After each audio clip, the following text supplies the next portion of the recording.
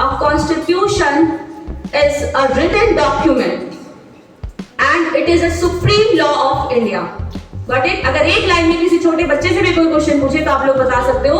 आज आप लोग कॉन्स्टिट्यूशन डे सेलिब्रेट कर रहे हो, तो अगर आपसे कोई पूछे कॉन्स्टिट्यूशन है क्या, तो एक लाइन में बताना constitution is a written document and it is the supreme law of the country.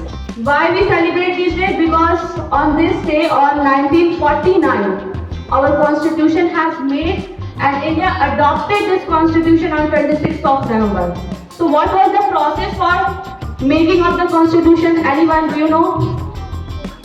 The process took 2 years, 11 months and 18 days from 9th of December 1946 to 26th of November 1949. 9 दिसंबर 1946 को first constituent assembly की meeting हुई थी और उस दिन से count किया गया 2 years, 11 months और 18 days 26 नवंबर 1949 तक के देखो।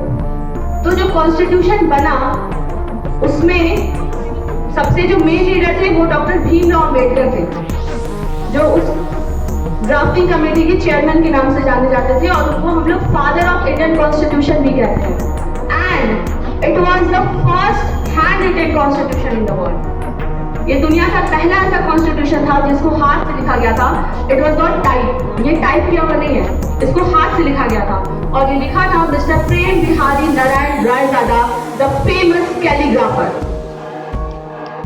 उन्होंने इसे अपने हाथ से लिखा था और वो स्टाइल था फ्लोइंग इटैलिक स्टाइल, जिसमें हमारा कॉन्स्टिट्यूशन एक्चुअली वो किसी से कुछ चाहिए तो 1 रुपए में उससे डिमांड करेगा कि हाँ मुझे ये चीज इसके पैसे दो, लेकिन उन्होंने इंडिया के कॉन्स्टिट्यूशन लिखने के लिए 1 रुपए नहीं मांगे और उनकी डिमांड बस इतनी सी थी कि इस इंडियन कॉन्स्टिट्यूशन में मेरा नाम लिखा होना चाहिए।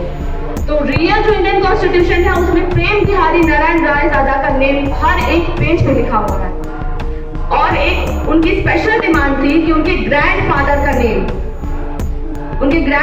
नेम इंडियन कॉन्स्टिट्यूशन के लास्ट पेज पे होना चाहिए और रियल कॉन्स्टिट्यूशन में वो है एक्चुअल में। So you have to learn something from this person.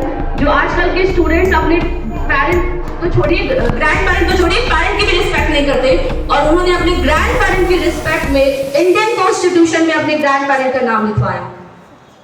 So you have to learn something from your famous personality. There is a major difference. On 26th of November 1949 को हमारा Indian constitution adopt किया गया था और 26 जनवरी 1950 को उसे पूरे country में लागू कर दिया गया था, जिससे कि सारे रूल्स और रेगुलेशंस के साथ हमारे इंडिया को सर्वाइव किया जा सके।